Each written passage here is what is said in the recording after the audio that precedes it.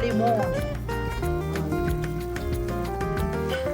Hello guys, we have here chicken diabola. Oh, look at that.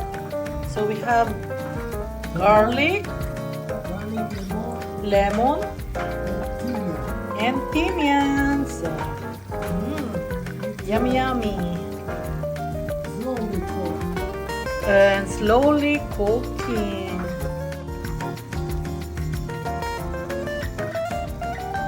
So you have to cook it slowly.